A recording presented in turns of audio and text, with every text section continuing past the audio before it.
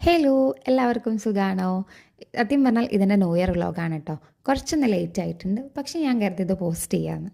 അപ്പോൾ കഴിഞ്ഞ കൊല്ലം new year എറണാകുളത്തായിരുന്നു celebrate ചെയ്തിട്ടുണ്ടായിരുന്നത്. അതുകൊണ്ട് ഇക്കൊല്ലം എറണാകുളമൊന്നും വേണ്ട, കുറച്ചും കൂടി പീസ്ഫുൾ ആയിട്ടുള്ള ഒരു കാം ആയിട്ടുള്ള ന്യൂ ഇയർ ആയിരുന്നു ഞാൻ പ്ലാൻ ചെയ്തിട്ടുണ്ടായിരുന്നത്. പക്ഷേ അതൊന്നും അല്ല നടന്നത്. അല്ലെങ്കിലും ലൈഫ് അങ്ങനെയാണല്ലോ, നമ്മൾ വിചാരിക്കുന്നതൊന്നും കറക്റ്റായിട്ട് നടക്കാറില്ല. അതുകൊണ്ട് ഇക്കൊല്ലവും ഞാൻ എറണാകുളത്ത് തന്നെ എത്തിപ്പെട്ടു. എനിക്ക് സത്യം പറഞ്ഞാൽ 11:59 12 തമ്മിൽ ആ ഒരു ട്രാൻസിഷൻ കാണുന്നത് ഭയങ്കര ആഗ്രഹമായിരുന്നു. പക്ഷെ അത് ട്രെയിൻ കൊണ്ടുപോയി ഗൈസ്. ട്രെയിൻ കുറച്ച് ഡിലേ ആയതുകൊണ്ട് അതൊന്നും കാണാൻ പറ്റിയില്ല. ആകാശത്ത് ഈ പടക്കം പൊട്ടുന്നതും ഒക്കെ കാണാൻ ഭയങ്കര എക്സൈറ്റഡ് ആയിരുന്നു. അത് മിസ്സായി.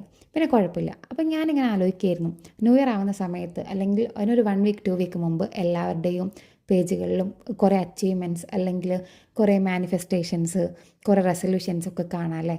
ഇതിൽ പലപ്പോഴും പകുതി നടക്കാറില്ല.